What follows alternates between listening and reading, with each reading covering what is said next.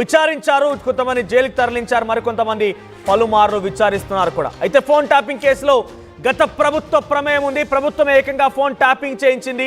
చాలా కీలకమైనటువంటి సమాచారం తెలుసుకునే ప్రయత్నం చేసింది. కొన్ని కుటుంబాలకు విచ్ఛిన్నం చేసింది. మరికొంత వ్యాపార దగ్గర నుంచి బ్లాక్ మెయిల్ కి తెరలేపి వారి దగ్గర నుంచి డబ్బులు దండుకున్నటువంటి ఒక ప్రధానమైన ఆరోపణ ఫోన్ ట్యాపింగ్ కేసులో గత ప్రభుత్వంలో ఉంది. అయితే బీఆర్ఎస్ పార్టీ సమయంలో ఈ ఫోన్ ట్యాపింగ్ గురైన విషయం ప్రతిపక్ష నాయకుడు ఆరోపించారు. తమ ఫోన్ ట్యాపింగ్ గురైందన్నారు.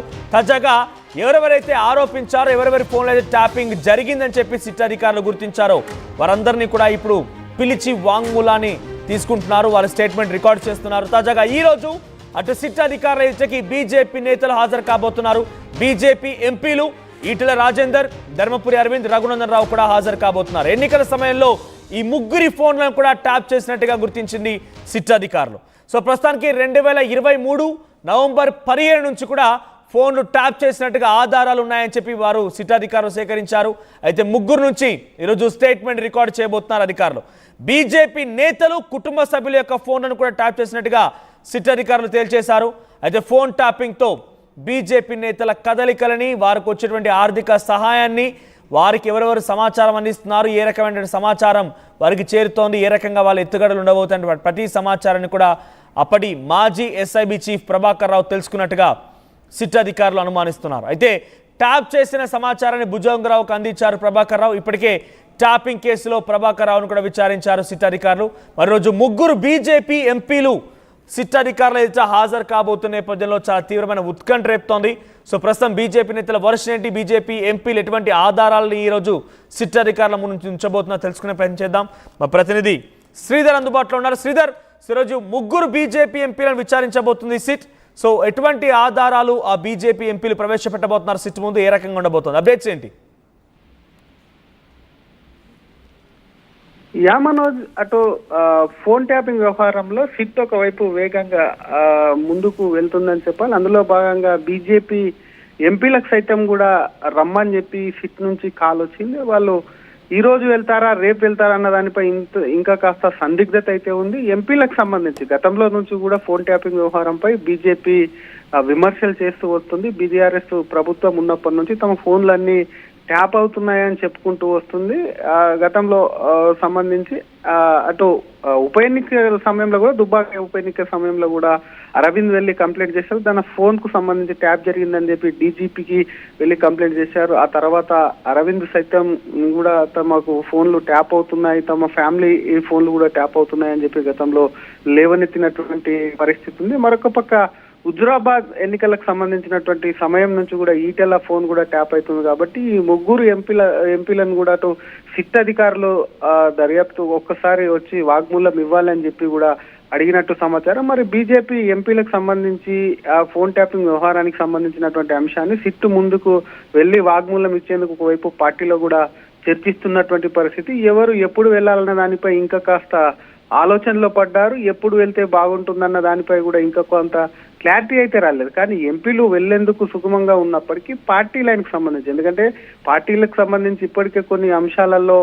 ఒక్కొక్క విధంగా ఒక్కొక్కరు స్పందించడంతో పార్టీకి కొంత నష్టం చేకూరుతుంది. కాబట్టి ఏ విధంగా వెళ్లాలన్న దానిపై కూడా కాస్త మల్లాగుల్లాలు పడుతున్నట్టయితే సమాచారం. కానీ ఫోన్ ట్యాపింగ్ వ్యవహారంలో ఈ ముగ్గురు, ఎందుకంటే వాగ్మూలం ఇచ్చేందుకు ప్రధానంగా ఈ ముగ్గురు ఎంపీల పేర్లకు సంబంధించి మాత్రం తెర మీదకి వచ్చారు. వీళ్ళ వ్యక్తిగత సిబ్బందిని సైతం కొంతమందిని కూడా ఇప్పటికే అటు ఈటెల కావచ్చు, అరవింద్ కావచ్చు, రఘునందన్ రావు కావచ్చు, వీళ్ళకి సంబంధించి వీళ్ళ చుట్టూ ఉన్నటువంటి వ్యక్తిగత సిబ్బంది, ఆఫీస్ లో పనిచేసేటువంటి సిబ్బందికి సంబంధించి కూడా ఫోన్లు ట్యాప్ అయ్యాయి. కాబట్టి వారిని ఇప్పటికే కొంతమంది వ్యక్తిగత సహాయ సిబ్బందిని కూడా ఒకవైపు సిట్ అధికారులు విచారణ అయితే చేపట్టారు. సిట్కు సంబంధించి చూసామటు నిన్న పిసిసి చీఫ్ మహేష్ కుమార్ గౌడ్ హాజరయ్యారు. మరి ఆ పార్టీకి చెందినటువంటి ఒక రాజ్యసభ మెంబర్ కూడా హాజరయ్యారు. కాబట్టి అందులో భాగంగా ప్రధానంగా ఫోన్ ట్యాపింగ్ ఉచ్చ అనేది అటు బీఆర్ఎస్ నేతల చుట్టూ కూడా బిగుస్తున్నటువంటి పరిస్థితి ఉంది. కాబట్టి వీరికి సంబంధించి, ఎందుకంటే మహేష్ కుమార్ గౌడ్ నేరుగా నిన్నతో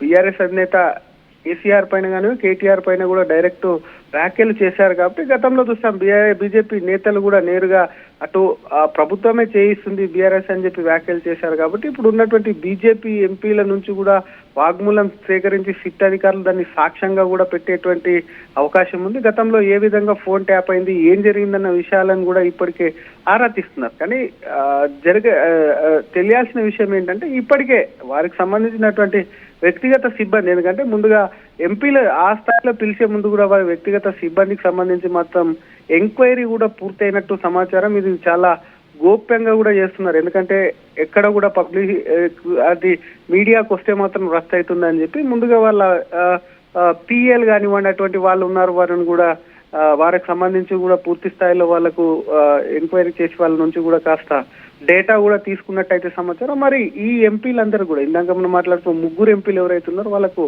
కాల్ అయితే చేశారు, కానీ వాళ్ళు మరి ఎప్పుడు వెళ్తారు, ఎటువంటి స్టేట్మెంట్ అక్కడ ఇస్తారన్నది కూడా కాస్త ఆసక్తిగా అయితే మారింది. ఈ రోజు ఒకవైపు ఇప్పటికే వారికి సంబంధించి ఎప్పుడు వెళ్తున్న క్లారిటీ రాకముందు ముగ్గురు ఎంపీలకు సంబంధించి రెగ్యులర్ ప్రోగ్రాంలకు సంబంధించి షెడ్యూల్ అయితే విడుదలైంది. మరి ఎన్నిటికి వెళ్తారు సిట్ ఆఫీస్ కు ఏంటి అనేది కూడా ఇంకా కాస్త చెప్పేందుకు టీపీసీసీ అధ్యక్షుడు మహేష్ కుమార్ గౌడ్ సిట్ అధికారులు ఎదుట వాంగ్మూలాన్ని అందించారు. గతంలో ఆయన ఫిర్యాదు ఇచ్చినటువంటి దానికి ఆధారం ఉందా అనేటువంటి ఆ క్వశ్చన్ ని అటు పోలీస్ అధికారులు వేసినట్టు తెలుస్తోంది.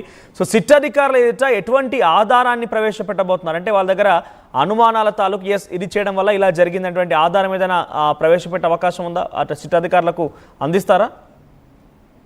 డెఫినెట్ గా తమ కదలికలకు సంబంధించి తమ తీసుకున్న నిర్ణయాలకు సంబంధించినటువంటి వాటి మీద జరిగినటువంటి పరిణామాలు ఏవైతే ఉన్నాయో వాటిని కూడా ఒకవైపు కూడా వివరించేటువంటి అవకాశం ఉంది. ఇందాక చెప్పుకున్నట్టు గతంలోనే అటు ఇప్పుడున్న ఎంపీ ఉన్నటువంటి రఘునందరావు గతంలోనే నేరుగా డీజీపీ ఆఫీస్కి వెళ్ళి ఒక 2-3 సార్లు కూడా ఫిర్యాదు చేశారు. తన ఫోన్ ట్యాప్ అవుతుంది, తన కదలికల మీద కూడా నిఘా పెట్టారని చెప్పి కూడా రఘునందన్ రావు కంప్లైంట్ ఇచ్చినటువంటి పరిస్థితి ఉంది. కాబట్టి వీళ్ళ ఫోన్లకు సంబంధించి, ఎందుకంటే ప్రధానంగా ఇప్పుడు ఉన్నటువంటి సాక్షుల్లో దాదాపుగా వాళ్ళు ఫోన్ ట్యాపింగ్ చేసిన దాంట్లో కూడా దాదాపుగా 15 నుంచి 1600 మంది ఫోన్ ట్యాపింగ్ జరిగిందని చెప్పి కూడా పెద్ద ఎత్తున చర్చ జరుగుతున్న నేపథ్యంలో అందులో ప్రధానంగా ప్రత్యర్థి పార్టీలకు సంబంధించినటువంటి వాటి మీదే ఫోకస్ చేశారు. ఎందుకంటే మెయిన్ గా వాళ్ళ టార్గెట్ ఎవరైతే అనుకున్నారో వాళ్ళకి సంబంధించి వారే కాకుండా ఆ వ్యక్తులే కాకుండా వాళ్ళ చుట్టుపక్కల ఉన్న వాళ్ళది కూడా చేశారు. కాబట్టి ఇందాక మనం చెప్పినట్టు ఏదైతే చుట్టుపక్కల ఉన్నటువంటి వ్యక్తిగత సహాయ సిబ్బంది ఉన్నదో వాళ్ళని ఆల్రెడీ విచారణ కూడా వారికి సంబంధించి కూడా వాళ్ళ వాగ్మూలాలు కూడా